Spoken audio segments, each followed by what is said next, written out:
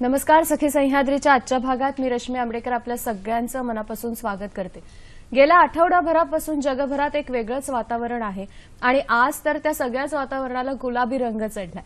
प्रेमाबद्दल आजच्या कार्यक्रमात आपण बोलणार आहोत. सखी सह्याद्रीमध्ये प्रेमाचे वेगवेगळे रंग कुठले आहेत, कोणाकोणावर आपण प्रेम करू शकतो, कसं करू शकतो, कसं व्यक्त करायचं, या सगळ्याबद्दल आजच्या कार्यक्रमात आपण छान गप्पा मारणार आहोत. आजच्या कार्यक्रमाचा विषय काय आहे बघूया. आजच्या आपल्या सखी सह्याद्रीचा विषय आहे प्रेम लाभे प्रेमळाला. मग आपण प्रेमळ कसं होऊ शकतो, कशा कशा पद्धतीने आपण हे प्रेम दुसऱ्यापर्यंत पोहोचवायचं असतं, त्याचे बदलते आयाम कोणते आहेत, या सगळ्याबद्दल आज आपण छान गप्पा मारणार आहोत. आणि आपल्याबरोबर जे दोन पाहुणे आहेत, लेखक, साहित्यिक, अशी छान एक कंपनी आपल्याला आज मिळाली आहे. आपल्याबरोबर आहेत प्रवीण दवणे सर. नमस्कार सर. कार्यक्रमात तुमचं मनापासून स्वागत करते. दे साध दे हृदया, अशी छान एक हाक तुम्ही हृदयाला घातली सगळ्यांच्या. आणि हे प्रेम आपण कवितांच्या माध्यमातून कसं आपल्यापर्यंत पोहोचतं करू शकतो, ह्याच्याबद्दल सर आपल्याला सांगणार आहेत. आणि सध्या महाराष्ट्राला जिने एकच प्रश्न विचारलाय, ती सध्या काय करते? लेखिका मनस्विनी लता रवींद्र आज आपल्याबरोबर आहेत. नमस्कार मनस्विनी, तुझं सुद्धा कार्यक्रमात मनापासून स्वागत. थँक्यू. खऱ्या अर्थाने तू सगळ्यांना आता हा प्रश्न विचारायला भाग पाडलंस, ती सध्या काय करते. पण फक्त रोमॅन्टिक लिहिते का मनस्विनी? तर नाही. तिने नात्यांचं एक खूप छान वर्णन तिच्या प्रत्येक लेखनामधून केलंय. काही काही वेळेला कॉम्प्लेक्स असतो नात्यामध्ये, तो सुद्धा तू वेळोवेळी मांडलेला आहेस. तर ह्या सगळ्याबद्दल सुद्धा ती आपल्याशी गप्पा मारणार आहे. पुन्हा एकदा दोघांचं मनापासून स्वागत करते. आणि तुम्हाला सुद्धा प्रेमाबद्दल काही बोलायचं असेल, गप्पा मारायच्या असतील, काही शेअर करायचं असेल, विचारायचं असेल, जरूर फोन करा. त्यासाठी आपले दूरध्वनी क्रमांक आहेत 24908050, 24988050, 022 आपला एसटीडी कोड आहे. मुंबई बाहेरून जी मंडळी फोन कॉल्स करणार आहेत आणि मोबाईलच्या माध्यमातून जी बोलणार आहेत, 022 एसटीडी कोड त्यांच्यासाठी. फोन करतो आपण तेव्हा काही गोष्टींची काळजी नेहमीच घेत असतो. आजचा जो आपला विषय आहे प्रेम, त्याच्यावर जर प्रश्न विचारलेत किंवा जर मतं सांगितलीत तर चर्चा अधिकाधिक खुलत जाईल. मोबाईलच्या माध्यमातून बोलत असाल तर अशा ठिकाणी जाऊन आपण बोलणार आहोत जिकडे नेटवर्क कट होणार नाही. आणि फोन कराल तेव्हा टीव्हीचा आवाज मात्र आपण पूर्ण बंद ठेवणार आहोत, म्हणजे तुमचा आवाज इथपर्यंत सलग येईल. स्वागत दोघांचं पुन्हा. प्रेमाबद्दल बोलायला खरं तर एक तास तसा अपुराच नाही का, तरी सुद्धा आज आपण प्रयत्न करणार आहोत की प्रेमाच्या वेगवेगळ्या शेड्स कोणत्या आहेत. मनस्विनी, तुझ्यापासून सुरुवात करते. सध्या वेगळ्या प्रकारचं प्रेम तू महाराष्ट्रासमोर आणलंस, काय सांगतील त्याच्याबद्दल?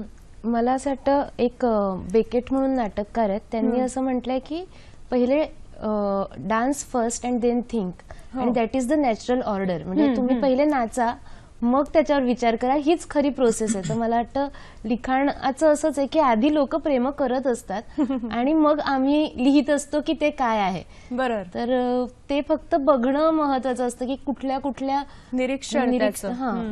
पण बेसिकली ते होतच असतं जगामध्ये, म्हणजे चालू आहे म्हणून लिहायला विषय मिळतात असं म्हणते. तू वेगवेगळ्या स्वरूपाचं प्रेम सगळ्यांसमोर आणलेलं आहेस. मी प्रेम अशा अर्थाने म्हणते की जरी दोन नात्यांमधलं टेन्शन असेल किंवा दोन नात्यांमध्ये होणारा गुंता जरी त्याच्यातनं कधी कधी बाहेर येत असेल, तरी सुद्धा त्याचा आपण बेस असं म्हणूया की प्रेमच असतो.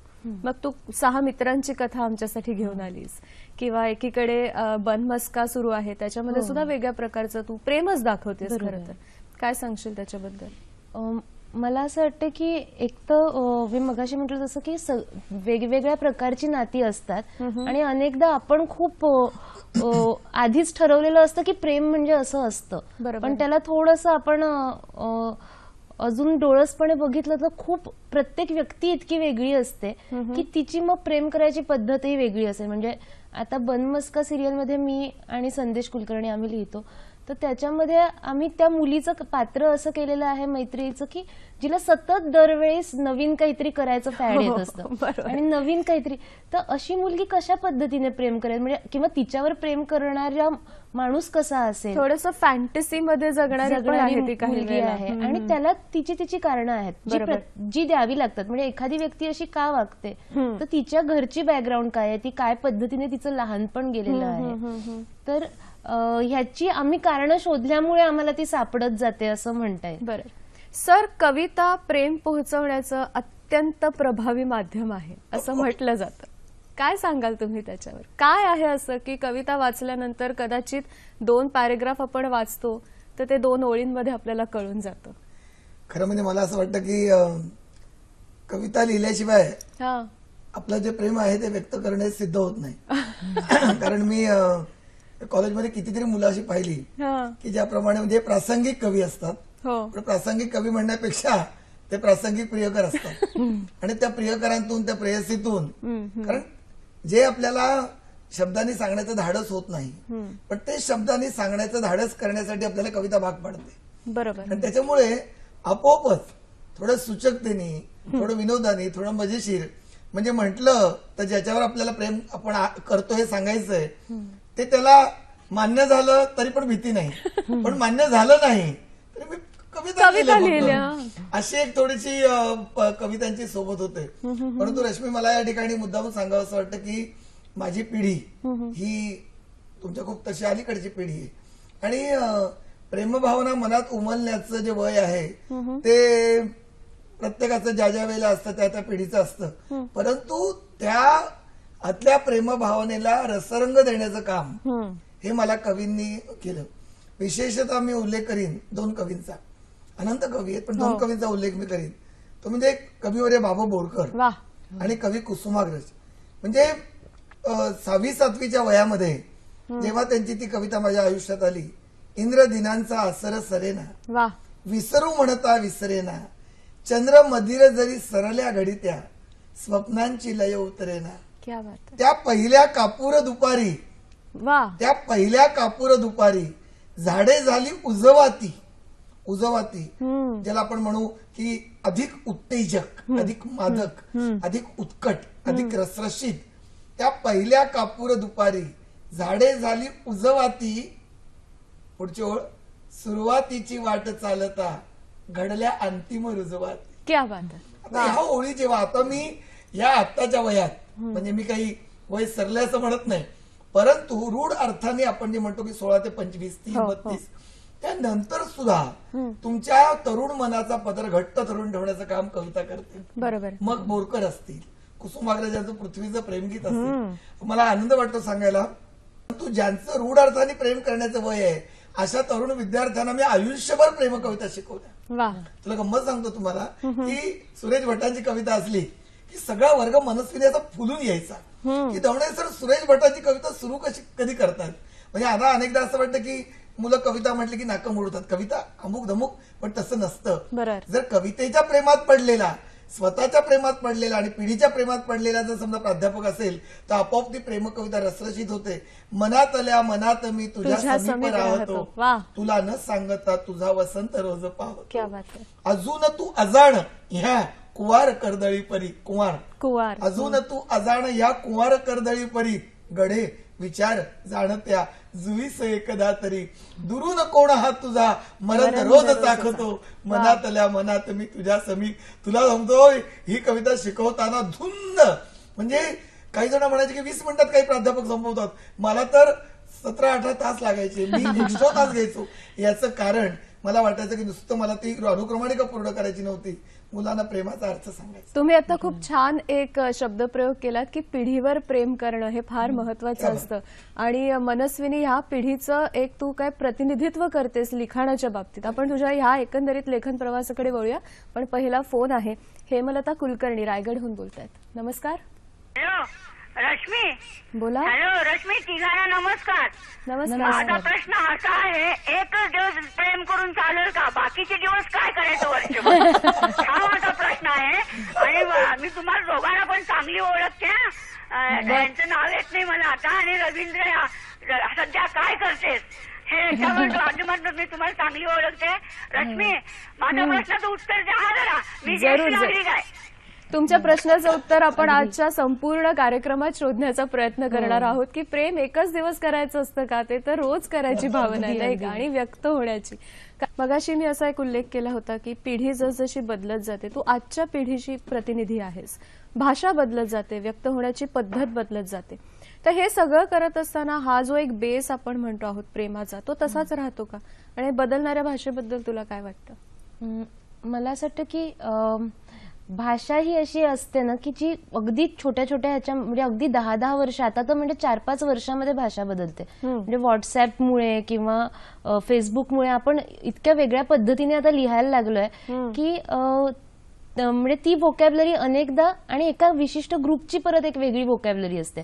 तर तिथे तुम्ही तिसरी एक व्यक्ती आली तर त्यांना कळतच नाही की हे नेमकं काय बोलतायत. तर मला वाटतं की अशी भाषा प्रत्येक ठिकाणी आणि शिवाय ती दर 10 कुसानंतरही बदलतच असते. तर किती वेगवेगळ्या प्रकारची भाषा आणि त्याचे कॉम्बिनेशन्स होऊ शकतात. आणि ते जर का आपल्याला खरंच लिखाणामध्ये किंवा म्हणजे चित्रपटामध्ये, सिरियलमध्ये, ह्या वेगवेगळ्या माध्यमामध्ये इतक्या वेगवेगळ्या तऱ्हाच्या भाषेचे जर का हे मिळाले, छटा मिळाल्या, तर किती मजा येऊ शकते. म्हणजे आपण खूपदा खूप ठरलेल्या भाषेतच लिहित असतो. तर मला वाटतं की त्या बदललेल्या भाषेचं त्याच्यामध्ये अंतर्भाव व्हायला पाहिजे, वेगळे पण येईल. म्हणजे प्रत्येक वेळेला जे आपण बघू त्याच्यामध्ये. आणि दुसरं म्हणजे कसं होतं की म्हणजे पण ती भावना बदलते का? तर एक काला बाजार म्हणून फिल्म आहे वहिदा रेहमान आणि देवानंदची. तर ती मला वाटतं म्हणजे 50s मधली फिल्म आहे. आणि त्याच्यामध्ये एक सीन आहे की त्याच्यामध्ये देवानंद आणि वहिदा रेहमान या दोघांचं, वहिदा रेहमानचं आधी एका मुलावर प्रेम असतं आणि तो पॅरिसला शिकायला जातो आणि मधल्या काळात ती देवानंदच्या प्रेमात पडते आणि तो पॅरिसहून येतो आणि तो तिच्यावर खूप चिडतो की मी ऐकलं की असं काहीतरी झालंय वगैरे वगैरे. आणि ती घाबरते आणि मग तो म्हणतो की पण कोण आहे कोण तो? तर ती म्हणते तुझ्या लक्षात आलं का? तर तो म्हणतो हो ऑब्व्हियसली मला लक्षात आलं की तू दुसऱ्या कोणाच्या तरी तुझी पत्र बदलली. म्हणजे आता आपण म्हणू की मेल्स बदलल्या किंवा बदलल्या, तर तुझ्या पत्रांमधली भाषा बदलली आणि मला ते कळलं की तू कोणाच्या तरी दुसऱ्याच्या प्रेमात पडलीस. मग ती विचारते का तिथे पॅरिसमध्ये तुला नाही का कोणी भेटलं? आणि तो म्हणतो की फ्रेंच ही लँग्वेजच अशी आहे की ती मुलगी जी मला शिकवत होती मी तिच्याच प्रेमात पडलो. तर हे 50s मध्ये झालेलं आहे. तर मला वाटतं की अशा प्रकारे नाती असू शकतात. हे म्हणजे ती असंच असणार. आपण म्हणतो हे आता झालेले बदल आहेत, पण ती आहेत म्हणून ती वेगवेगळ्या साहित्यात दिसतात, कलाकृतींमध्ये दिसतात. क्या बात आहे. त्यामुळे बदल हे कायम घडणारेच आहेत. फोन घेऊया. एक रवींद्र कुडाळकर बोलतात पुण्याहून. नमस्कार. हॅलो. हॅलो. नमस्कार, बोला. रवींद्र कुडाळकर बोलतोय पुण्याहून. प्रवीण दवनेजी आणि मनस्विनीजी आपल्या दोघांच्या मी असीम चाहता आहे. आणि प्रवीण दवने सर सकाळमधला सप्तरंगमधला प्रेम लाभे प्रेमाला खूप भावला मला लेख आपला. लक्षण प्रेमाचं कसं असतं पहा ना, हे लक्षण प्रेमाचंच. स्वतःला आरशात बघताना दुसरंच कुणीतरी दिसतं, हासामध्ये क्षणोक्षणी मन आपलं फसतं, हे लक्षण प्रेमाचंच. कुणाची तरी वाट पाहत आपण असतो बसत आणि येणारं प्रत्येक जण आपल्याला आपलंच असतं दिसत, हे लक्षण प्रेमाचंच. ही लक्षणं आजकाल तुझ्यात दिसू लागली आहे म्हणून तुलाही सप्रेम भेट. आणि प्रवीणजी माझे 3 प्रश्न आहेत. पहिला प्रश्न असा की संवेदनशीलता ही प्रेमामध्ये खूप महत्वाची भूमिका बजावते. एक जण संवेदनशील असतो तर दुसरा कधी कधी नसतो, अरसिक असतो. मग प्रेम कसं होऊ शकेल, हा पहिला प्रश्न. दुसरा असं की आपल्या दोघांनाही हा प्रश्न कॉमन आहे की प्रेमाचं सेलिब्रेशन ज्या पद्धतीने केलं जातं, अभिव्यक्ती केली जाते, त्याबद्दल आपली मतं काय आहेत. आणि तिसरा प्रश्न असा आहे की प्रेम कधी कधी अर्धवट गोंधळलेल्या अवस्थेतही नकारात्मक गोष्टी करतो, उदाहरणार्थ आत्महत्या किंवा निगेटिव्ह गोष्ट एखादं, तर प्रेम कसं स्वीकारावं, कसं द्यावं घ्यावं, काय वाटतं आपल्याला? धन्यवाद. धन्यवाद. त्यांनी दोघांना जो प्रश्न विचारला आधी त्याच्याकडे आपण वळूया की अभिव्यक्ती किंवा ते सेलिब्रेशन ज्या पद्धतीने प्रेमाचं होतं त्याच्याबद्दल काय सांगा सर? तुमच्यापासून सुरू करू. त्यांनी अगदी सुरुवातीला जे विचारलं खरं तर ते म्हणाल की संवेदना एकात आहे आणि दुसऱ्यात नाही. तर मला असं वाटतं की ज्याच्यात संवेदना नाही अशाचे मुळात संवेदनाशील मनुष्य संवाद कसा करू शकतो आणि त्याला जाणवलं कसं नाही, त्याला भावलं कसं नाही, हा पण मुळामध्ये प्रश्न असतो. पण मला असं वाटतं की रवींद्रजी म्हणतात त्याप्रमाणे एका संवेदनाशील व्यक्तीला जर वाटलं की हे आपल्यावर आपण हिच्यावर प्रेम करतोय, तर मला वाटतं की ते वाटण्यापूर्वी तिचं व्यक्त करणं किंवा तिचं अबोल असणं त्या गोष्टी सुद्धा महत्वाच्या असतात. की एखाद्याने मी तुझ्यावर प्रेम करतो असं म्हटलं म्हणजे तो संवेदनाशील आहे, परंतु ती कदाचित लाजून म्हणेल, पापण्या मिटून म्हणेल. मला एक मुद्दामून या ठिकाणी सांगावंसं वाटतं आणि त्यांच्या प्रश्नाचं उत्तर त्याच्यातून मिळेल की अरविंद गोखलेंची कातरवेळ नावाची कथा होती, अप्रतिम कथा होती ती. आणि ती काय म्हणतात कायमची छान अक्का नावाची एक अतिशय आनंदी असे एक 20-18 वर्षाची तरुण मुलगी त्या काळात लग्न झालेली त्यांनी रंगवलेली आहे आणि इतकी सुखी आहे असं ती दाखवते. संपूर्ण दिवसभर ती आपल्या माहेरी अतिशय सुखाने वावरते. सगळ्यांना वाटतं की अरे किती भाग्यवान आहे अक्का. आणि शेवट त्या अरविंदजींनी गोखलेंनी असं केलंय की ती कातरवेळी त्या पायरीवर बसते आणि क्षितिजावर रंग असे उतरलेले असतात आणि ती फक्त मिटल्या डोळ्यांनी त्या क्षितिजाला एकच विचार करते, माझ्या इतिहासाच्या वहीत चिठ्ठी देणारा पहिलाच तू अविनाश. मी लग्न केलं, मी सुखी असले तर लोकांना वाटते, पण या कातरवेळी तू काय रे करत असशील. आता मला तुम्ही सांगा की सांगताना पण टचिंग होतं. याचा अर्थ त्या अक्काला त्यावेळेला व्यक्त नसेल करता आलं त्या काळात त्यामुळे तो अविनाश कदाचित मुग्ध राहिला असेल, पण याचा अर्थ कोणीतरी एक संवेदनाशील नाही असं नाही. तर हा काही जणांना ते एक्सप्रेस करता येत नाही आणि त्यामुळे असतं.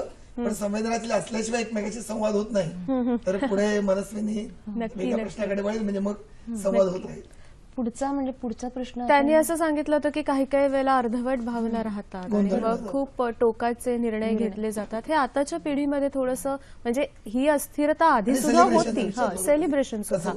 तर हे अस्थिर राहणं, अर्धवट राहणं आणि मग व्यक्त होणं, अभिव्यक्ती या सगळ्याबद्दल मला असं वाटतं की म्हणजे ती सध्या काय करते, आमची जी फिल्म आहे सतीश राजवाड यांनी दिग्दर्शित केलेली, तर त्याच्यामध्ये तोच मुद्दा आहे की बेसिकली आपल्याला कायम वाटत असतं की ती कोणीतरी आहे, ती जिच्यावरती आपलं प्रेम होतं, पहिलं दुसरं, म्हणजे पहिलं दुसरं असं काही मॅटर नाही करत, प्रेम असतं नाही, पण जिच्याबद्दल आपल्याला वाटलं आणि ते व्यक्त नाही करता आलं. तर तो जो एक मुद्दा असतो की कायम व्यक्त न केल्यामुळे ते आत कुठेतरी राहिलंय आणि मग त्याचं कधी कधी विकृतीकडेही गोष्टी जातात की अरे मला एखादी व्यक्ती आवडते आणि तिला मी कसा काय नाही आवडत, किंवा मग त्याच्या मग पॉझिटिव्हनेस वाढत जाणं, किंवा आपल्याकडे एवढ्या भयंकर घटना घडत असतातही. तर मला वाटतं की कधी कधी समोरची व्यक्ती नाही म्हणेल तर चालेल, पण आपण ते व्यक्त करून टाकू ह्याकडे जायला पाहिजे की ठीक आहे ना, प्रत्येकाला हक्क आहे नाही म्हणायचा, ती काही वस्तू नाहीये, ती एक व्यक्ती आहे. तिला म्हणजे मला लाल रंग आवडतो, एखाद्याला निळा रंग आवडतो, तर निळा रंग तुला आवडायला पाहिजे किंवा लाल रंगच ह्याला आवडायला पाहिजे असं म्हणत नाही आपण. तेवढं सहज ते आहे की एखाद्याला नाही मी आवडणार, पण ते व्यक्त करणं गरजेचं आहे, कारण नाहीतर मग ते खदखदत राहतं आणि मग ते खूप मोठं होत जातं. बरोबर. तू सर मला हाच मुद्दा जरा कवितेच्या अंगाने पुढे न्यायचा, कारण ज्या पद्धतीने तिने आजची घोषवण मांडली ती कशी होती आणि ती कशी सनातन आहे. फुंकर नावाची वसंत बाप्पांची कविता आहे, तर ती सगळी सादर करणं वेळेअभावी शक्य नाही होणार. परंतु मनस्विनींनी सांगितल्याप्रमाणे कदाचित न आवडल्यामुळे ते एकत्र नसतील आले, परंतु कारण वेगळी आहेत आणि आपल्या प्रेयसीच्या घरी सासरी तिच्या करेक्ट जायला लागतं आणि मग ती मिटल्या ओठांची कविता आहे. बसा म्हणालीस म्हणून बसलो, हसलीस म्हणून हसलो, बस इतकंच, बाकी मन नव्हतं थाऱ्यावर. दारावरचा पडदा दपटीत तू लगबग निघून गेलीस माझ घरात, माझ्या सोबत ठेवून तुझ्या सुस्त संसाराच्या निशाण्या, कशाला कोरले आहेस हृदय उलटे उठतान. पूर्वी ते कशिदा काढायचे असते, आता ती ऐवजी अभिव्यक्ती होती. आता कधी SMS वर मी अलीकडे मुलांचा पाहिला नाही, SMS बघितला 143 म्हटलं 143 काय प्रकार आहे, 143 एवढं महत्व काय सर, तुम्ही गेल्या जमान्यात गेलात, आय लव्ह यू 143 143 मध्ये व्यक्त होत असेल, पण त्या काळामध्ये कशाला कोरले आहे से हृदय उलटे उत्तान, आणि पुढची वेळ, आणि पतीच्या नावाचा नाजूक कशिदा. आता कसं त्याला हर्ट होतं, असं दुखावलं जातं की अरे हे नाव माझं असतं कदाचित, आणि पतीच्या नावाचा नाजूक कशिदा. अगं त्यातला एक टाका जरी चुकली असती तरी मी धन्य असतो. तू विचारलेस काय घेणार, काय पण साधा प्रश्न म्हणे काय घेणार, देणार आहेस का ते सारे पूर्वीचे. मला हवे ते चिंचेचे आकडे, ते आधाशी ओठ, त्या रसरशी शब्दा, दे झालं कसलंही साखर पाणी. पण एकच सांग, निघताना तुझ्या डोळ्यात टचकन पाणी आलं, इतकी का तुला सुपारी लागली. क्या बात आहे, पण नको सांगूस, तेवढीच मनावर एक फुंक. क्या बात. म्हणजे आता उत्कटता प्रवाह तोच राहिला, त्याची अभिव्यक्ती बदलली. एक छान वातावरण आहे गप्पांचं, सगळे छान ऐकणार आहेत म्हणून ही कविता ऐकण्याचा मोह झाला. आणि फुंकर म्हणून आवडली ना कविता. फुंकर हे क्लासिक आहे, वसंत बापटांची क्लासिक कविता काय आहे. कविता आहे. तुझे फेवरेट, तुझे आवडते लेखक किंवा कवी असे कोण, काय सांगशील त्यांच्याबद्दल? मला अनेक जण आवडतात. मला खूप जास्त भाऊपाध्यांचं लिखाण आवडतं किंवा चिंत्र्य खानोलकरांचं कादंबऱ्या आवडतात. म्हणजे रात्रकाळी घागरकाळी मला प्रचंड आवडते कादंबरी, किंवा कमल देसाईंच्या कथा आवडतात, कादंबऱ्या आवडतात. रात्रकाळी घागरकाळीमध्ये असे अनेक अव्यक्त क्षण आहेत आणि काय कमाल कॅरेक्टर आहे. म्हणजे किती तिला पैलू आहेत त्या स्त्रीला, की आपण खूपदा एकांगी यानेच बघत असतो, आणि ज्या पद्धतीने ते येतं म्हणजे अंगावर काटा येतो, इतकं कमाल आहे ते. तर मला असं कायम वाटतं की त्या सगळ्या म्हणजे जास्त खोलामध्ये किंवा ह्याच्यामध्ये गेलं की ते भीती नाही वाटायला पाहिजे आपल्या अंगाला काही लागेल ह्याची. आणि त्यात म्हणजे चिखल लागला तरी हरकत नाही, पण तो जायला पाहिजे, तो रस्ता पार करायला पाहिजे, असं मला कायम वाटतं. कारण हे जे लेखक आहेत त्यांचं वाचून तुम्हाला ते काय म्हणणार, बळ मिळतं का काय मिळतं माहित नाही, पण एक एनर्जी, ऊर्जा तरी मिळते की काय कमाल अवकाश आहे त्यांचं कामाचं, असं वाटतं. एक मला याला जोडून सांगायचं म्हणजे सर, आपण आधी फोन घेऊया अकोल्याचा, मग ही चर्चा. अकोल्याहून फोन आहे, सरिता पोटे बोलतायत. नमस्कार. हॅलो. हॅलो, बोला सरिताजी. नमस्कार. नमस्कार. मनस्विनीताई आणि प्रवीण सरांना पण माझा नमस्कार. मला आपल्याला असं विचारायचं आहे की कुठेही साहित्यात असं वाचतं की पहिलं प्रेम विसरता येत नाही, तर हे सत्य आहे का? कारण मला काही याचा अनुभव नाही. मला तसा अनुभव नाही. मलाही नाही. खूप नेमका प्रश्न विचारलाय त्यांनी. हल्ली हे खूप हॅमर केलं जातं का की पहिलं प्रेम विसरलं जात नाही वगैरे वगैरे? मी मगाशी म्हटलं तसं की ते पहिलंच असायला पाहिजे असं नाही, कुठलं तरी एक प्रेम असतं की जे तुम्ही नाही विसरू शकत. ते म्हणजे तुम्हाला 4वी-5वी मध्ये काहीतरी वाटलं की शाळेमध्ये दिसणारा एखादी मुलगी किंवा मुलगा, तर ते तुम्ही पहिलं प्रेमच असतं असं नाही. कुठल्या तरी एखाद्या व्यक्तीबद्दल ते असू शकतं, आणि नॉट नेसेसरी म्हणजे असंही खरं गरजेचं नाही की तुम्हाला ते एखाद्या स्त्रीला पुरुषाबद्दल किंवा पुरुषाला स्त्रीबद्दलच असेल. एक्झॅक्टली. म्हणजे ते इतकं वेगळ्या प्रकारचं वेगवेगळ्या, कारण तो एक ते जे एक बोच राहते एखाद्या व्यक्तीबद्दलची किंवा एखाद्या व्यक्तीबद्दलची, ती महत्वाची असते. ती कोणासाठीही असू शकतं, म्हणजे शिक्षक आणि विद्यार्थ्यांमध्ये ते असू शकतं. मला आता ना इथे फ्रोझन सिनेमा आठवला.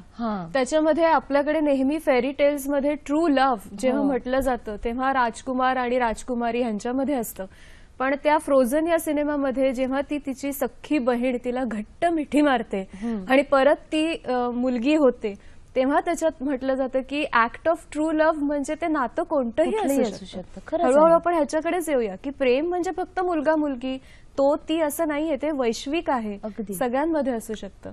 मी तर म्हणेन असं की ही खऱ्या अर्थाने प्रेम चर्चा आपली जरा सखोल होत चालली. मी म्हणून सांगेन की या निमित्ताने जसं मनस्विनीने एक वेगळा मुद्दा छेडला की या ठिकाणी फक्त स्त्री पुरुष किंवा पुरुष स्त्री असा प्रश्न नसतो. मी तर म्हणतो की कालातीत पण ते असतं. आणि हे उदाहरण दिल्यानंतर काही जण म्हणतील की अरे फार जुनं आणि गुळगुळीत उदाहरण आहे, पण त्याला पर्याय नाही. आता मीरा आणि कृष्ण यांचं जे प्रेम रंगवलं जातं ते एका काळामध्ये ते नव्हते. साधी मूर्ती कुठल्या तरी एका जोग्याने तिच्या ओंजळीत टाकली, ती मूर्तीच तिला आवडली.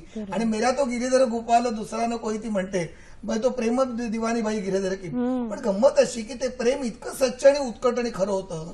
मी एक सांगेन या ठिकाणी मगाचा मुद्दा घेईन की पहिलं प्रेम विसरलं जात नाही किंवा नंतर मधलं आहे आपण बोलतो, परंतु पहिल्या प्रेमाची गंमत काय असते माहितीये का, ते इतकं टोकाचं निरपेक्ष असतं, इतकं निरपेक्ष असतं.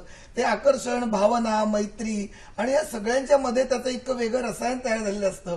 मधल्या काळामध्ये काय होतं, काही ना काहीतरी लौकिक प्राप्त होतो, पैसे येतात, रूप आहे, व्यक्तिमत्व येतं, परंतु अगदी इनोसंट निष्पाप वयामध्ये जे आवडून जातं त्यातला जो गंध कायमचा उरतो, त्याची तुलना कुठेतरी मनातल्या मनात होत राहते. सर कुठेतरी अशी पण अपेक्षा असते का की कदाचित हे आपल्याला मिळणारच नाहीये, आवडतंय समोरचं तेवढं, असं सुद्धा त्याच्यामध्ये असतं का? समाधान ती गंमत, कदाचित हा. असंच एक बोरकरांची ओळ आहे त्या ठिकाणी की अशरीरी प्रेम कसं आहे, तर त्यांनी असं म्हटलंय, आलिंगन चुंबना विना सखी हा. मिलन आपुले झाले ग. वा. आलिंगन चुंबना विना सखी मिलन आपुले झाले ग, पहा पहा परसात हरीच्या रुमडाला सुमा. क्या बात आहे. रुमड म्हणजे वा. उंबर, बरोबर. उंबराला फुल कधी येत नाही, परंतु इतकं बघ दुर्मिळ उंबराला आहे ते. फुल आलं. याचा अर्थ मी या ठिकाणी या मुद्द्याचा समारोप करताना सांगेन रश्मी, की उत्कट प्रेमामध्ये एक निर्मळ शक्ती असते, जी ऊर्जा असते. अलीकडे प्रेमामध्ये जे फ्रस्ट्रेशन येऊन उद्ध्वस्तता येते, आत्महत्या किंवा या गोष्टी होतात, याचं कारण ते प्रेम जे असतं ते अपेक्षेने असतं की मिळालं पाहिजे, पॉझिटिव्ह, माझा मालकी हक्क तिथे पाहिजे, की तिने कुणाला तरी नकार देता का मला तिने माझ्याचकडे पाहायला पाहिजे, त्याने माझ्याशीच बोललं पाहिजे, तो वेगळ्या मुलीशी का बोलला, हे जे होतं हे ते पजेशन आहे. ते पजेशन एका टिंब टोकाला ठीक आहे, परंतु ते जेव्हा गुलामीच्या पातळीला जातं आणि दुसऱ्याला जेव्हा ते सहन होत नाही, त्याला प्रेमात पडलेली तथाकथित कंसात असे एकत्र येऊन पण नंतर कळतं. आणि द्विदल कादंबरीचा उल्लेख आपण अनेकदा करतो की एकाच वेळेला ते प्रेमात पडलेत, पण नंतर कळतं की प्रवास वेगळा सुरू झाला. आणि त्यामुळे 18व्या वर्षी प्रेमात पडणं आणि 26व्या वर्षी आयुष्य कळणं यातला जो फरक आहे, त्यामुळे मग पहिल्या प्रेमाला पण वाईट वाटतं की मी यासाठी नव्हतो रे. क्या बात आहे. तू नव्या पिढीचा तुझ्या लिखाणाच्या माध्यमातून खूप जवळून अभ्यास करतेस आणि त्यांच्या इमोशन्सचा सुद्धा खूप जवळून अभ्यास होतोय, त्याच्याबद्दल आपण बोलूया. पण एक फोन आहे, डॉक्टर वी.स. महाजन गोरेगावहून बोलतायत. नमस्कार. मानसशास्त्रामध्ये प्रेमाच्या व्याख्येमध्ये दोन प्रकारचे प्रेम सांगितलेले आहेत, एक रोमॅन्टिक लव्ह आणि एक प्लॅटॉनिक लव्ह. प्लॅटॉनिक. तर आजकाल प्रेम म्हणजे की एक पुरुष आणि एक स्त्री आणि त्यांचा रोमांस, आणि त्याच्यामध्ये होणारी शिवणे, कमिटमेंट, लग्न नाही झालं तर इच्छा केशेस करणं, असं आजकाल प्रेमाचं स्वरूप आहे. तर व्हॅलेंटाईन डे हा एक मोठा उदात्त तो सण समोर गेला त्याच्या दृष्टीनं, किंवा या दिवसामध्ये पक्षांचे मीटिंग होतं, या दृष्टीनं 14 तारीख ही रोमॅन्टिक डेची, व्हॅलेंटाईन डेची घेतलेली आहे. तर खऱ्या अर्थानं प्रेम जर तुम्हाला प्राप्त करायचं असेल तर तुम्ही प्रेम पहिले द्यायला शिकलं पाहिजे. आणि प्रेम म्हणजे देत जाणं without expectation of return and reward, ही गोष्ट एखाद्याला देत जाणं म्हणजे प्रेम. Place of happiness in the place of happiness of others is a love. Love is a motive force. Love is a motive force, motivating the individual to be useful and helpful to others. धन्यवाद sir, खूप छान तुम्ही तुमची मतं मांडताय. धन्यवाद कार्यक्रमात सहभागी झाल्याबद्दल. या अर्थानं प्रेमाचा तो उदास अर्थ आहे, तो आपण कपलमध्ये रुजवला पाहिजे. प्रेमभंग झाला की आत्महत्या करतात, प्रेमभंग झाला की लगेच फ्रस्ट्रेशन होऊन गळफास लावतात.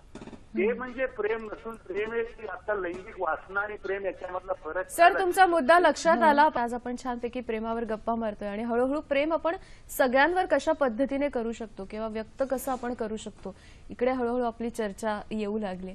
मनस्विनी, मगाशी जसं मी म्हटलं होतं की तू तरुणांच्या इमोशन्सचा अभ्यास करतेस लिखाणाच्या माध्यमातून, कारण आत्ता जे आजूबाजूला सुरू आहे ते तुझ्या लिखाणामध्ये डोकावत असतं.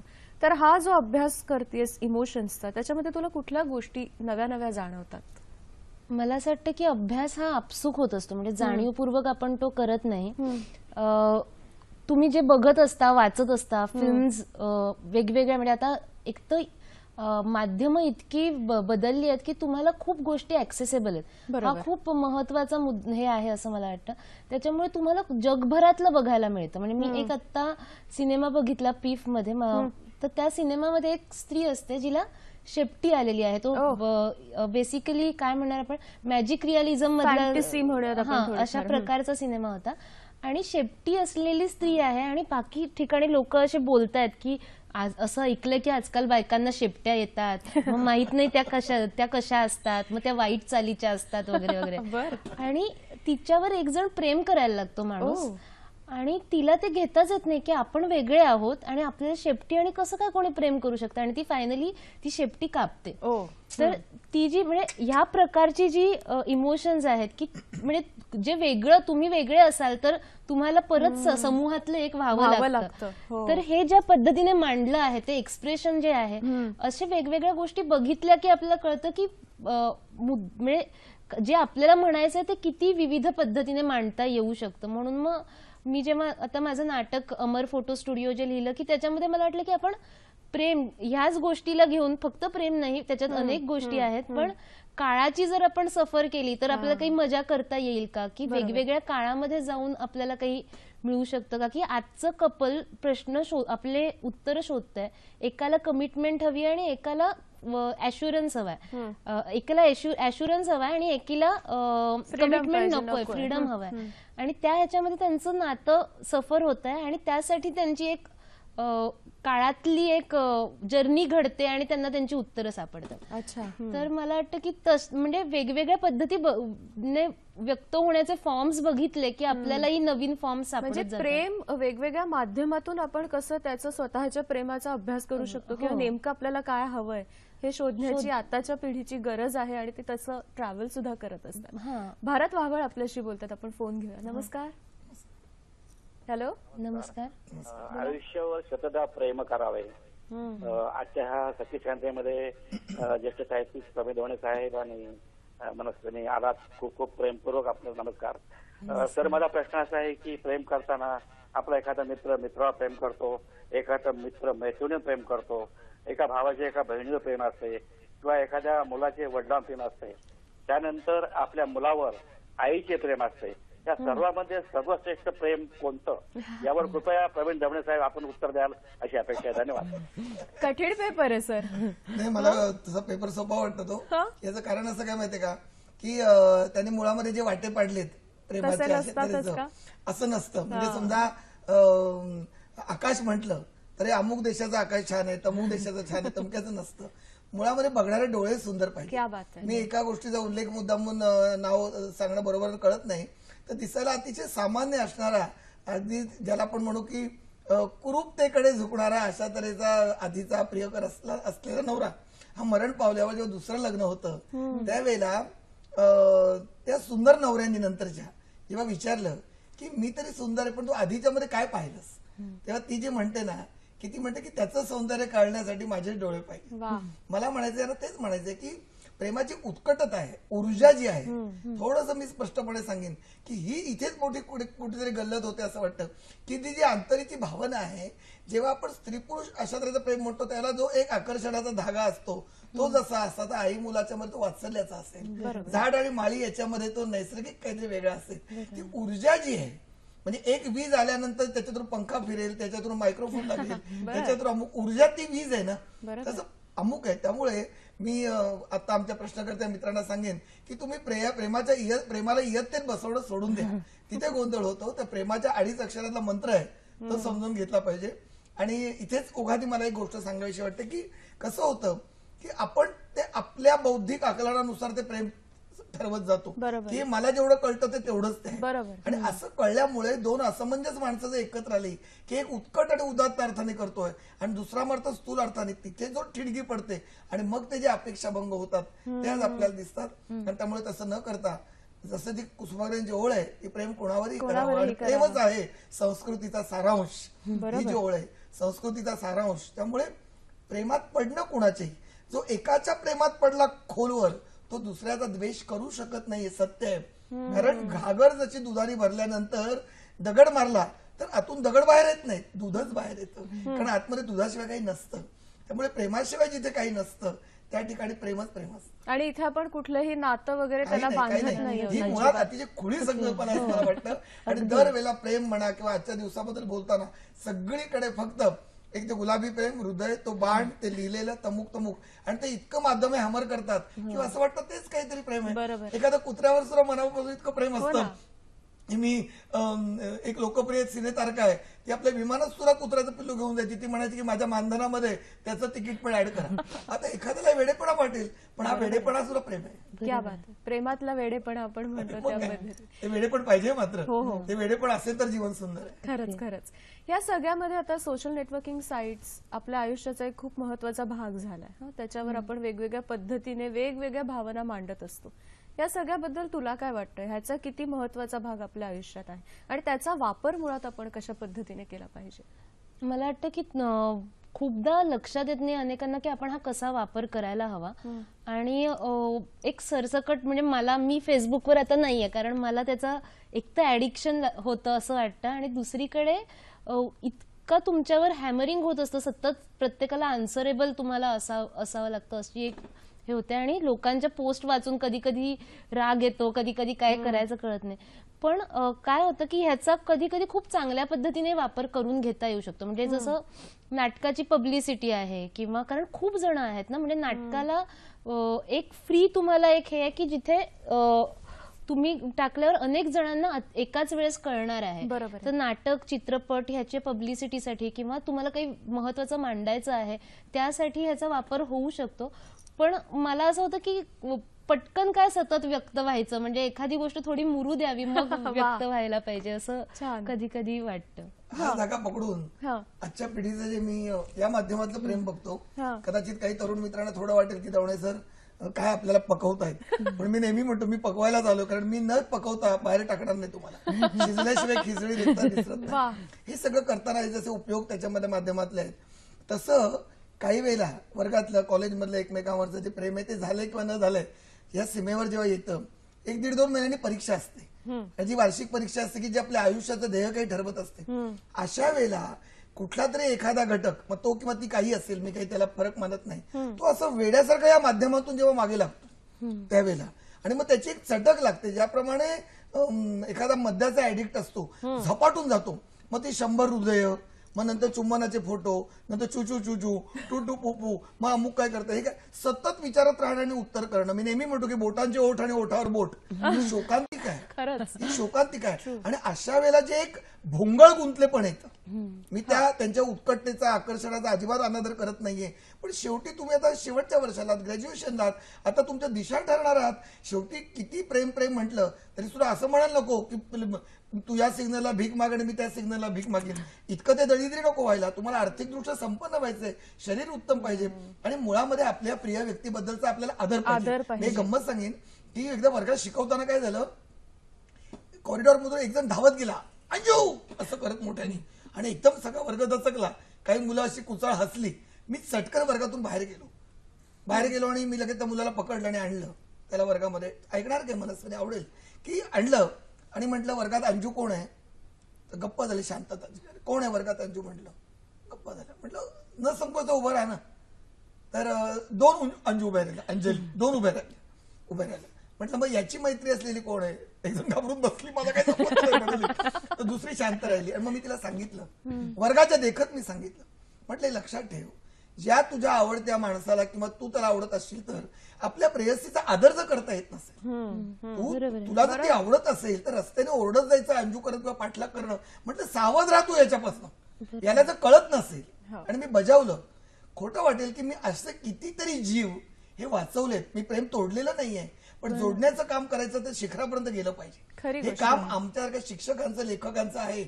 आम्ही उदात्ततेचे काही धडे द्यायला बसलेलो नाही आहोत, परंतु माध्यम सुद्धा, आज मी सूचकपणे म्हणेन की अत्यंत निष्पाप वयामध्ये एखादा स्पर्श होतो आणि त्याचं मग काहीतरी उदात्त रूप करायचं, त्याच्यावर ॲडिटरीचा सिनेमा, 5 वर्षाची मुलगी, 3 वर्षाची, वर्गातून जाताना जगा उडतो, त्याच्यातून काहीतरी हे जे निर्माण होतं, तुम्ही डोळे विषारी करण्याचं काम जे करतायत, ते मला असं वाटतं की प्रेम नावाचं अमृत आहे, त्याला विषाचं काहीतरी रूपांतर करतायत. आणि ही मंडळी आहेत ती अत्यंत घातकी आहेत. म्हणून या सगळ्या माध्यम वापरणाऱ्यांना 2 प्रकारे, प्रत्यक्ष इलेक्ट्रॉनिक्स माध्यम याच्यातून व्यक्त होणारे कलावंत असतील किंवा त्याचे जे विक्टिम असतील, त्या सगळ्यांना मी सांगेन की असं करू नका. फक्त वय म्हणजे 20 ते 40 नसतं, केव्हा तरी 70 येतं, 75 येतं, 80 येतं, संध्याछाया विविध हृदय होतं.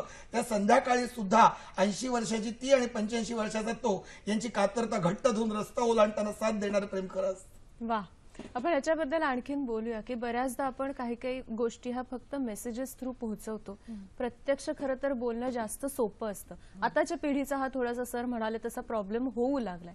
त्याच्याकडे आपण वळूया. पण सीताराम देवमारे सोलापूरहून आपल्याशी बोलतात. नमस्कार. हॅलो. बोला सीतारामजी. हा मॅडम नमस्कार. नमस्कार. नमस्कार. हा नमस्कार. माझा प्रवणी दवणे सरांना असा प्रश्न आहे. हो. सलग प्रश्न विचारा. टीव्हीचा आवाज कमी करा सर प्लीज. माझं 35 वर्षापूर्वी इंटरकास्ट मॅरेज. हो हो हो हा. लव्ह मॅरेज झालेलं आहे. पण तरी सुद्धा मला अजून व्यवस्थित वागणूक मिळत नाही समाजात, पाहुण्यात, भाऊभाऊकीत. सर तुमचा मुद्दा आला लक्षात. सर ह्याच्याबद्दल नक्की उत्तर देतील. सर आपण याच्या प्रश्नाकडे थोडंसं नंतर येऊया.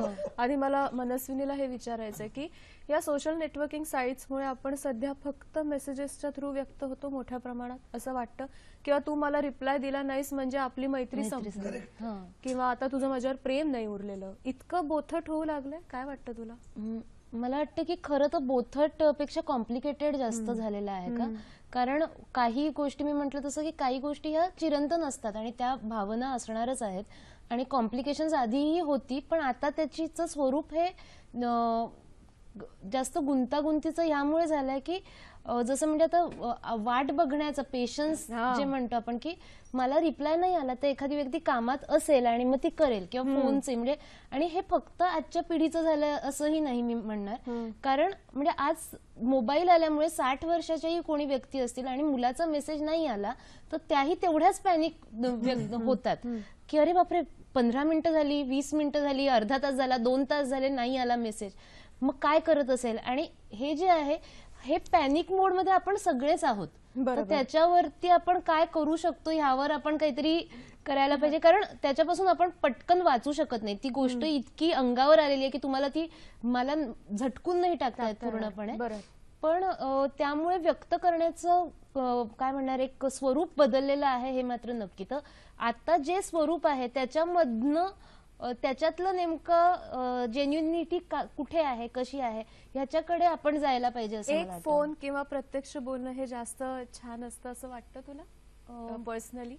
मला असं वाटतं की डिपेंड्स. म्हणजे माझ्यासाठी ते कदाचित असेल की पण आणि ते ना परत इतकं बदलत जातं ना. म्हणजे तुम्ही 15 वर्षाचे असता, 20 वर्षाचे असतात तेव्हाच, त्याच्यानंतर 30 मध्ये आल्यानंतरचं, अजून थोडं मोठं झाल्यानंतरचं, ह्याच्यामध्ये ते इतक्या गोष्टी बदलत जातात की मला वाटतं की म्हणजे आता असंही दिसतं की मोबाईल मध्ये इतके पॅरेंट्स आहेत की मुलांकडे लक्ष नाही आहे किंवा मुलं मोबाईलमध्ये आहेत, आई वडिलांकडे त्यांचं लक्ष नाही आहे, असं दोन्हीकडून आहे. म्हणजे आपण ते फक्त एक विशिष्ट पिढी किंवा हे म्हणणंही मला वाटतं चुकीचं आहे. पण आता ह्या प्रकारचाच आर्ग्युमेंट काही वर्षांपूर्वी होतीच, टेलिफोन आल्यावरही होती किंवा म्हणजे अगदी सुरुवातीच्या ह्याच्यातही ते होतच की जेव्हा साडी का नऊवारी असं जे आहे तर ते राहणारच आहे का की आपण थोडंसं अजून काही वर्ष गेल्यावर जरा लांबून बघू तर आपल्याला वाटेल की नाही एवढं काही नाहीये. बरोबर. प्रत्येक बदलाच्या वेळेला मला वाटतं कुठेतरी हे कारण ते चर्निंग असतं ना त्या वेळेचं, त्यामुळे ते जरा अरे आपण घुसळले जातोय, काय होतंय आपलं असं कळत नसावं. हे घुसळले जाणं ना मनस्विनीच्या लिखाणातनं खूप छान पद्धतीने ती सगळ्यांचा विचार करून तू व्यक्त करत असतेस. आणि म्हणूनच आताच्या पिढीला म्हणा किंवा जे ह्या परिस्थितीतून जातात त्यांना ते खूप पटतं मनापासून की अरे हो आमचं पण हे असं झालं होतं. महानंदा कादंबरीची मला आठवण आली. अगदी खरंय की तेव्हा तर काहीच अशा तऱ्हेची माध्यमं नव्हती, परंतु संवाद न झाल्यामुळे आयुष्य कशी बाजूला राहतात. बाबूलना ती पाठवलेलं पत्र मधला जो पोस्ट मास्टर गायब करतो आणि तिचं सगळं आयुष्य वाट पडत जातं दोघे जण, तसं इतकं आहे अंगावर येते. रणांगण नावाची कादंबरीची एक विश्राम बेडेकरांची अप्रतिम, म्हणजे सरोजिनी वैद्यांनी त्या कादंबरीचं वर्णन उद्ध्वस्त परिकथा असं केलं की हो all is war under the mask, हे त्याचं जे एक सूत्र आहे. विचार करा की म्हणजे उमा नावाच्या प्रेयसीनी दगा दिल्यामुळे सूड घेणारा स्त्री जातीवर निघालेला चक्रधर आणि कार्ल फ्रान्स आज युद्धात मारल्यानंतर ही हॅरिटा नावाची प्रेयसी, काय तरी वर्णन केलंय की दोघांचे किनारे सुटलेत आणि निळं आकाश आणि निळं पाणी याच्यामध्ये ती बोट आहे आणि किनाऱ्यावर येता येता असं वाटतं की आपण एकत्र येऊ आणि मग फतवा निघतो की भारत पण शत्रू राष्ट्र जाहीर केलं दुसऱ्या महायुद्धाच्या वेळेला आणि पुन्हा उद्ध्वस्त होतात आणि शेवटी बातमी येते की तो गेलोय. सांगायचं काय कारण की कधीतरी ज्याप्रमाणे फोन लागत नाही किंवा SMS ला उत्तर दिलं नाही आजचं जसं असतं आणि ती उद्ध्वस्तता अशी असते तसं युद्धाच्या काळामध्ये देशानेच नाकारल्यामुळे असेल किंवा आता म्हटल्याप्रमाणे पत्रच न पोहोचल्यामुळे असेल. मला सारखं असं वाटतं की असं नाहीये ना की 500 वर्षापूर्वीचा गुलाब किंवा जाई आणि मोगरा ही आता 500 वर्षानंतर त्यावेळीचा दर्जा राहिलेला नाही असं होत नाही. त्याचा जो गंध अनागरात येत आहे त्यामुळे तो आहे तो स्वीकारला पाहिजे. हे बोलताना मगाशी जो प्रश्न विचारला होता जातीचा तो आपण विसरत नाही आणि त्याला जोडून मी ते घेतोय की मी त्या आमच्या दुःखी मित्रांना सांगू इच्छितो की 35 वर्ष तुम्ही आंतरजातीय विवाह केल्यानंतर जर तुमचा समाज तुम्हाला स्वीकारत नसेल तुम्हाला दुःख वाटतं याच्याकडे तुम्ही हळवे आहात. तुम्ही तुमच्या काकावर मामावर तुमचे जे आजूबाजू लोक त्यांचे प्रेम करता तुमची पत्नी तुम्हाला साथ देते तुमची मुलं जी आहेत ती आता समाजामध्ये एकरूप होत आहेत परंतु अशी जी जरा छोट्या मनाची माणसं असतात त्यांचं एक दुःख असतं ते तुम्हाला सांगतो ती तुम्हाला त्यांच्यात घेत नाहीत आणि म्हणून तुम्ही दुःखी होता याचाच काही ना आनंद असतो. लक्षात घ्या सायकोलॉजी फार विलक्षण आहे. तुमचा आंतरजातीय विवाह एक यशस्वी झाला तुमची मुलं छान झाली तुम्ही नवरा बायको एकमेकांवर प्रेम करता आणि कागदावरची जी जात आहे जन्मतारखेची ती काही प्रेमाच्या मध्ये नसते. तुम्ही रक्त जसं एकत्र येतं तसं एकत्र आलात पण जे काही तुमचे जे नातेवाईक किंवा तुम्ही जे सो कॉल्ड समाज म्हणता तुम्ही त्यांच्याकडे प्रेमपूर्वक दुर्लक्ष करा. मी त्यांचा अपमान करा म्हणत नाही त्यांच्या विरोधात तुम्ही तुमची ऊर्जा घालू नका. तुम्ही फक्त त्यांची एक कणभर दया करा की अरे त्यांना आमचं मन कळलंच नाही तेव्हा तुम्ही त्यांना आनंदी होण्याचा आनंद देऊ नका. असं रे दुःखित आहे त्यांचं दुःख तुकडे राहील. छान एकत्र प्रेम करा. 35 लाख वर्ष करता. क्या बात आहे. शेवटच्या टप्प्याकडे हळूहळू आपण कार्यक्रमाच्या आलो आहोत आणि मी म्हटलं तसं की प्रेमावर 1 तास बोलणं हे खरंच खूप प्रेमावर अन्याय खरी गोष्ट. पण तरी सुद्धा आता जाता जाता दोघांनाही असं विचारायचं आहे की आता तू जे लिहिती आहेस किंवा आता तू ज्या वेगवेगळ्या गोष्टी ह्या प्रेम बेस ठेवून दाखवतेस मग ते मैत्री असेल किंवा काही काही वेळेला एखादी अशी मुलगी जिचे आई वडिलांचं नातं तितकंसं स्ट्रॉंग नाही पण ती आता नव्याने प्रेम शोधते हे सगळं जेव्हा तुला नवं नवं सापडतं तेव्हा या प्रेमाबद्दल एकंदरीत तुला काय वाटतं? मला आता मघाशीचाही एक मुद्दा आणि ह्याच्याशी जोडून मला बोलावंसं वाटतं की मुळामध्ये जे आपण म्हणतो की आता स्वरूप बदललेलं आहे तर जसं फॅमिली खूप स्ट्रॉंग होती तशी आता मित्रमैत्रिणी किंवा हे इतकं स्ट्रॉंग होत चाललेलं आहे की मला एक माझा लहान असतानाची एक हे आठवते की मीच 7वीत होते आणि मी शाळा सोडणार होते आणि माझ्या वर्गामध्ये माझी एक मैत्रीण होती 6वी मध्ये आणि आमचा वर्ग वेगवेगळे झाले 7वीत. तर आम्हाला असं होतं की मला ती खूप आवडायची आणि आमचा संभाव संपर्क वेगळे वर्ग झाल्याने कमी झाला आणि 7वीत असताना मी तिला एक पत्र लिहिलं होतं की मला आता मी मिस करेन तुला कारण मी आता शाळा बदलून दुसऱ्या शाळेत चालले वगैरे. आणि नंतर मी 8वी मध्ये एकदा शाळेमध्ये तिला भेटायला गेले होते तर मी दर बुधवारी आणि शुक्रवारी ती माझ्यासाठी फिश आणायची कारण मला खूप फिश आवडतं. तर तिने खास मी येणार म्हणून फिश घेऊन आली होती ती एक डब्बा भरून आणि ती म्हणली हे तू खा हे तुझ्यासाठी आणलंय मी खास. तर हे जे असतं ना मला वाटतं हे सगळ्यात महत्वाचं असतं कुठल्याही काळामध्ये कुठल्याही आणि हे कायम तुमच्या बरोबर राहतं. तर ही म्हणजे ह्याला आता म्हणजे ह्याला ना रक्ताचा कुठला संबंध आहे ना तशा अर्थाने प्रेम म्हणजे स्त्री पुरुष नाते संबंधांमधलं ते प्रेम नाहीये पण किंवा ते त्या वयाचंही नाहीये म्हणजे 6वी 7वी हे इतकं लहान वय असतं पण हे माझ्या बरोबर कायम राहिलेलं आहे असं मला वाटतं. तर मला वाटतं ते सगळ्यात महत्वाचं आहे. बरोबर आहे. ती एक आठवण कायम सांभाळली पाहिजे आपण. तसं वाचकांचं प्रेम पण असतं. हा इतका वेगळा भाग आहे. आता तुम्हाला त्याचा अनुभव आहे. वाचकांचा एक गंमत मी सांगेन की राहून गेलेल्या गोष्टी नावाचा एक मी लेख लिहिला राहून गेलेल्या गोष्टी की आयुष्यामध्ये काही गोष्टी राहून जातात आणि मी त्याच्यामध्ये सहज लिहिलं की कालिदासाने शाकुंतल ज्या भुर्जपत्रावर लिहिलं ते भुर्जपत्र कसं असतंय बघायचं माझं राहून गेलं सहज लिहून टाकलं. तर काही दिवसांनी एक जाड बाड माझ्याकडे आलं तर मला वाटलं बऱ्याच वर्षांनी काहीतरी लेखन परत आलं आपलं सामान परत वाटलं असं पण उघडल्यावर मला कळलं वेगळंच काहीतरी कागद होता पातळ असा तसा आणि असा होता आणि त्याच्यावर त्या वाचकांनी लिहिलं होतं की प्रवीण दवणे तुमचं आता एक गोष्ट जी राहून गेलेली ती आता राहिलेली नाही. मी हिमालयात गेल्यावर मला भुर्जपत्र सापडलं आणि हे पत्र मी गुर्जपत्रावर तुमच्यासाठी लिहिलंय आणि आपला वाचक. हे प्रेम म्हणजे त्याचा पण त्याला काही काय तुम्ही व्हॅल्यूच करणार नाही ना, त्यामुळे, त्याच्यात राहू शकत आपण. असं आहे. एकदा आणखी ते प्रेम अंगावर कसं आहे ते गंमत सांगू. हा कुठल्या सर, तरी अगदी एका- थोडक्यात सांगा, मग अगदी- तुमची कविता पण इतक्या थोडक्यात मी ऐकायची. सांगतो की एवढ्या थोडक्यात कोणी सांगू शकत नाही. मला एका मुलाखतीत कोणतरी विचारतात की तुम्हाला कुठली भाजी आवडते. मी सहज म्हटलं खरंच आवडते मेथीची. आणि मला आठवतं की नंतरच्या 8 दिवसांचा जो कार्यक्रम होता, सकाळपासून रात्रीपर्यंत ज्यांनी मला बोलवलं त्यांनी मेथीचे पराठे, मेथीची भाजी, मेथी मेथी इतकी. आणि घरी मी पहाटे आल्यावर बायकोला म्हणतो डब्यात काय, ती म्हणाली मेथीची भाजी. ते सुद्धा प्रेमच आहे की. प्रेम सुद्धा मेथी होतं. येस. तुमच्या कवितेने आपण समारोप करूया. नंतर आपल्याला फेसबुक पेज वगैरे सगळं सांगायचंय. कोणती कविता सादर करा? एक कोरी सांज नावाचा माझा कविता संग्रह आलाय. त्या नावातच कळेल संपूर्ण प्रेम कवितांचा संग्रह आहे. आणि परिपक्व प्रेमाच्या आहेत, नुसत्या काऊशिवच्या थिल्लर कविता नाही, थोडंसं आयुष्यामध्ये कळल्यानंतरच्या कविता आहेत. खरंच कामी आठवत नाही, खरंच कामी आठवत नाही, रात्र पेलून पापण्यावर चंद्र त्यात ओघळत नाही, खरंच कामी आठवत नाही. दिल्या घेतल्या जत्रेतून येते जेव्हा आतल्या घरी, दिल्या घेतल्या जत्रेतून येते जेव्हा आतल्या घरी, गणित चेहरे मिटल्यावर फुल एक उमलत नाही, खरंच कामी आठवत नाही. आठवणीनं दिलीच पत्र, काहींचे तर तुकडे जुळवून.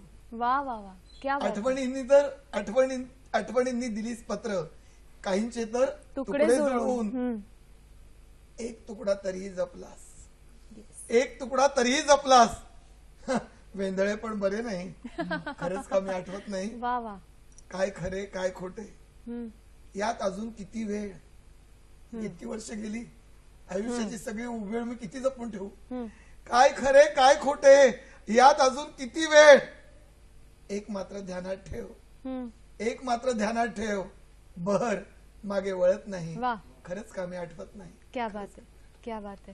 फारच सुंदर आणि एकंदरीत आवडली ना, अगदीच छान. आणि 25 वर्ष नक्की टिकेल. आणि आज आपण खऱ्या अर्थाने प्रेमाच्या सगळ्या स्वरूपांबद्दल बोलण्याचा प्रयत्न केला. आणि तुम्ही दोघंही इथे आलात त्याबद्दल तुमचे आभार मानते मनापासून. आणि आपल्या सखी सह्याद्रीमध्ये वेगवेगळ्या विषयांवर आपण बोलत असतो. आपला बुधवारचा सखी सह्याद्रीचा विषय काय आहे, कशावर आपण गप्पा मारणार आहोत, चर्चा करणार आहोत, ते सुद्धा बघून घेऊया. बुधवारी सखी सह्याद्रीमध्ये आपण बोलणार आहोत परीक्षेला सामोरं जाताना. आणि ह्याच्यामध्ये सहभागी होणार आहेत डॉक्टर अनिल पाटील, संचालक महाविद्यालय आणि विद्यापीठ विकास मंडळ महाराष्ट्र. या संदर्भात तुमचे जर काही प्रश्न असतील तर बुधवारच्या सखी सह्याद्रीमध्ये तुम्ही नक्की ते विचारू शकता. आणि एकंदरीत आपला कार्यक्रम कसा वाटला, कसे वाटतायत इतरही कार्यक्रम, त्याच्या प्रतिक्रिया आमच्यापर्यंत जरूर पोहोचवा. 2 माध्यमं आहेत. फेसबुक पेजला व्हिजिट करू शकता किंवा तुम्ही ईमेल पाठवू शकता. फेसबुक पेजला व्हिजिट करण्यासाठी www.facebook/sakhisayhadri.dd आणि आपलं ईमेल आयडी आहे sakhisayhadri@gmail.com.